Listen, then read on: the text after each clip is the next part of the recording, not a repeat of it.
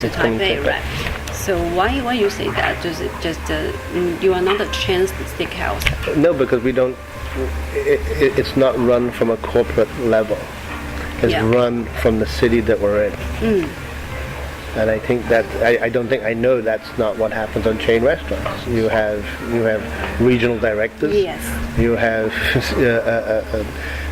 corporate people going out to check everything's in place. Yes. If I know that you're my partner and you're in charge of the restaurant, I only have to be comfortable and honest and have faith in you. Yes. Because you're a proprietor. You have a stake in the pie. So you take your ideas and you get 20% to play with, as long as the core elements are respected and followed traditionally. There's no reason to check up on the core elements. Yeah.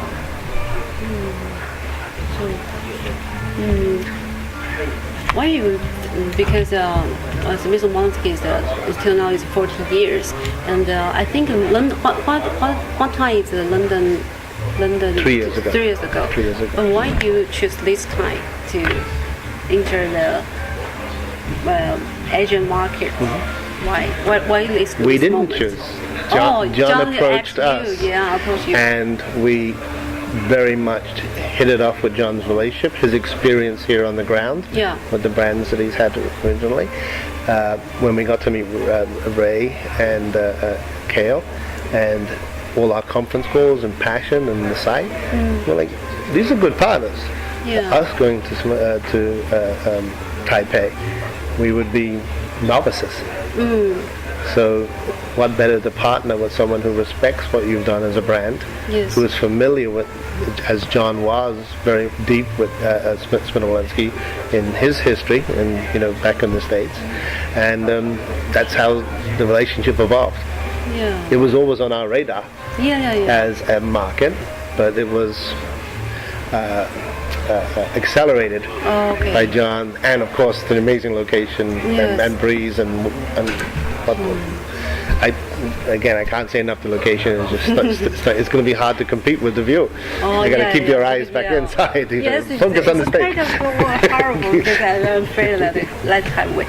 So you just say maybe Taipei was always on the radar.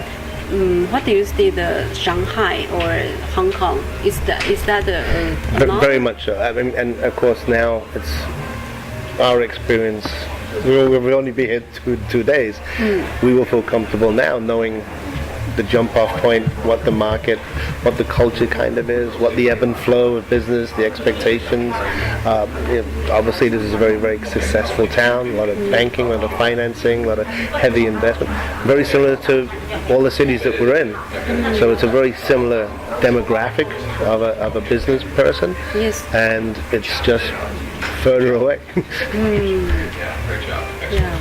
Do you think that the people maybe because I noticed that your restaurant in Las Vegas closed the last year, and then today we sold the restaurant last year. I didn't close it. I know it's a technicality. I just read the news. Read the news that because you have in the interview that time you say about the Vegas restaurant have to close because.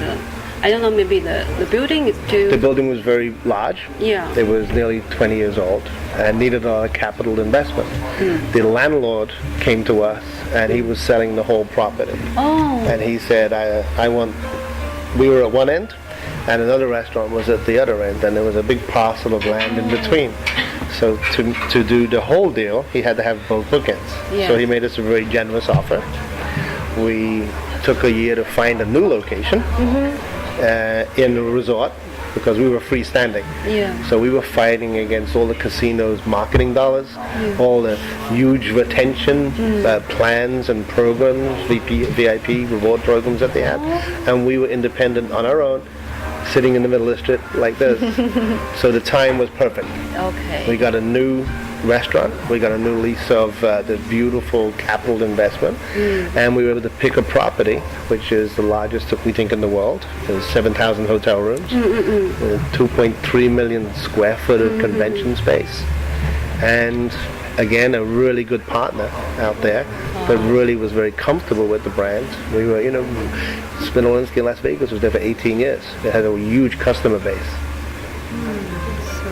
You're talking about that maybe for restaurant this next in year. In the next 2 years. So can you just tell us what kind is next? The next, Vegas, obviously. Yeah, just because we signed it, we still got to open it and run it. There's one major market left for convention business that's really on what we call the big box scale. Yeah. And that's in Orlando. Oh. Yeah.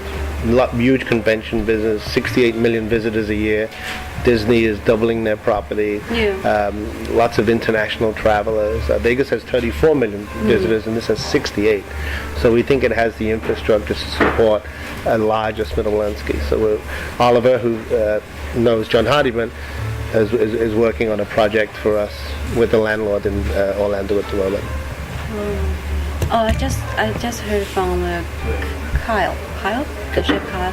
He said he very impressed him because when last week or last month when he went to Chicago, the Smith-Wollensky, and he saw many waiters. They are all male. Less female. No, actually Chicago has probably more female than male. Oh, but it's just traditionally back in 20 years ago, it was a very male-dominated business. Masculine tables, heavy leather woods, red leather chairs. Very, very masculine clubhouse. And the evolution of Smith-Wollensky's design now is a lot more approachable. It's lighter. It's not modern. It'll never be modern. But it's a lot more approachable. Yeah. Is he talking about that? He just met an employee or waiter. He just celebrated the 30 years anniversary. He worked at yes, it's amazing. It's an amazing. When we relocated Vegas, not closed, we had 16 of the original crews still work there. How did you do that? Because this is impossible in any kind of. You give them an environment they're proud of again, and a compensation that they are proud. Some people can make more money somewhere else. Oh. But we respect their schedule. We know about their families. We are flexible because we know you're the single most important person that we have. Yeah. I mean, a manager, just a suit and tie. It's a person that's spending all this time with the guest. Yes. Is the single most important avenue that we have between us and our menu and our brand. The menu just is words. The person delivering it with the passion, and they stay. They stay because I stayed 35 years. Because I've never found anywhere else I wanted to work. Also, no one's ever offered me a job, so maybe that could be. Have you ever calculated that the employee turnover rate? It is very, very. It goes by city to city. Oh. Yeah, so that we don't have a overall number I could give you that would be accurate, but the cities where the most successful restaurants we have the least turnover, because you're making a good living. You're proud of the location. Our ownership is reinvesting capital. So you walk into a building and all the lights are sharp and the carpeting is done, the wood floors are clean and the locker room is, everything has to work. So you're proud of what you do. But turnover, voluntarily, I'd say maybe 18% a year. 18% a year. Yeah. 18. But I'm making up that number. I wouldn't quote it, but I would. I see the same faces every time I go back out, so I think it's less. I think it's less. Yeah. Compared with our company. Well, you see, we were just talking Ray and Kale on that subject last night. Chefs, you want to leave, or expect to leave. Because they have to go and learn different culinary and different things, and the servers, bartenders really don't. It's more important that a chef gets more exposure to different cuisines, even though he may end up back, or she may end up at a steakhouse. A manager, not so much. You need to understand that not you, but they need to understand new culinary ideas and to keep their creative. Right? Chef Matt is a classically trained chef. CIA, College of, you don't normally see that in the steakhouse business because you're just cooking steak. So how do you keep them engaged, a chef? Matt comes up with new dishes and fun ideas and new presentations. So you keep everybody, but they need to leave to learn new techniques. Yes, but is anyone come back? Oh, always come back. Oh, really? Lots of people come back. It depends how they leave, though. Oh, yeah, of course. Yeah, interesting. But yes, if someone leaves to better themselves, there's always a place. Because in my mind, they've learned something different that's not Spinolinsky. So maybe they bring something back to us, and we said, wow, we love this pop, or we love to do this. We've always done this. Just because you've always done it doesn't mean that's the right thing. And they come back with a new technique or a new suggestion or a new trend because they have new confidence in themselves. So they always come back. No, not always. Oh, but, you know, sometimes a lot. A lot. How many people? How many chefs? I'm sorry. I just need to. I don't know. Maybe. I think there's probably over the years. You know, I couldn't give you a number. It would be impolite to you to give you a number. Yes, I know. It just wouldn't be correct. But as I said, if someone comes back and they left on good terms and they are of value, and yeah, absolutely.